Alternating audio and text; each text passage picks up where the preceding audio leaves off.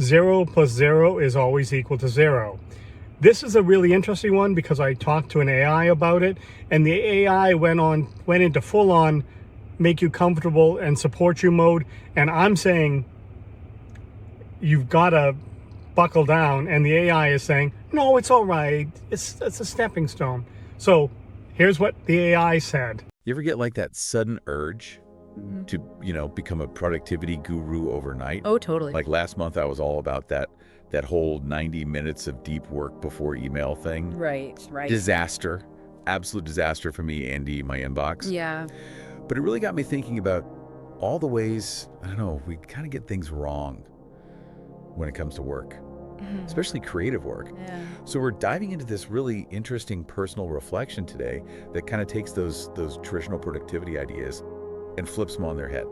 We're ready to rethink how we think about time and effort and all that good stuff. And what's so interesting about this piece is it highlights how much of that getting it wrong comes from, outdated thinking. Like the author talks about that guilt so many of us feel taking a day off, even after, grinding away for a whole week. It's like we're wired to value the time we spend on other people's goals, but not our own. It's so true. It's like you're almost afraid to take time for yourself. Yes.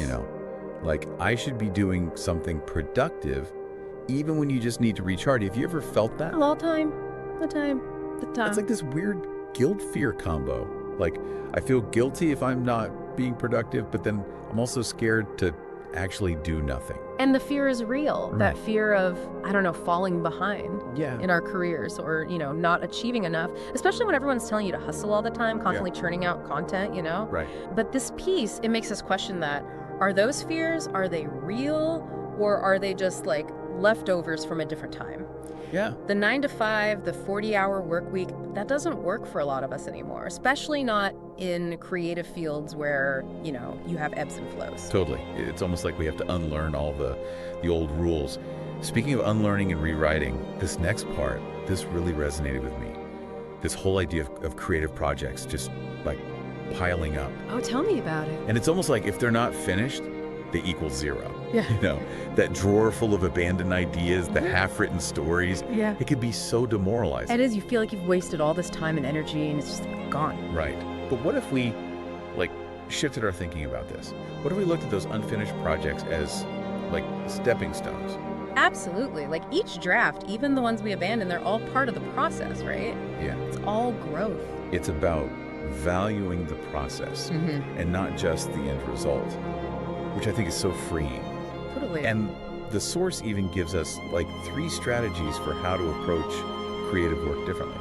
Yeah. So we've got the super planners, those who outline everything down to the last detail.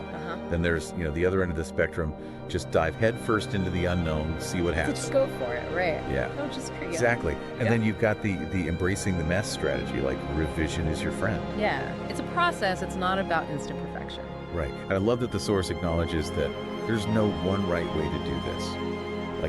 Find what works for you. Don't get caught up in the rules.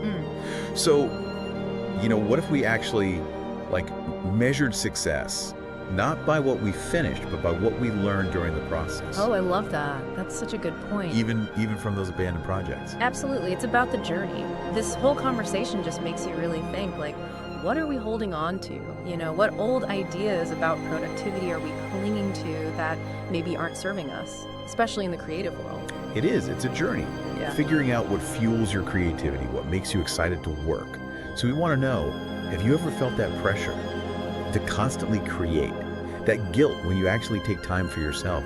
What resonated with you today? Share your story. Keep this conversation going.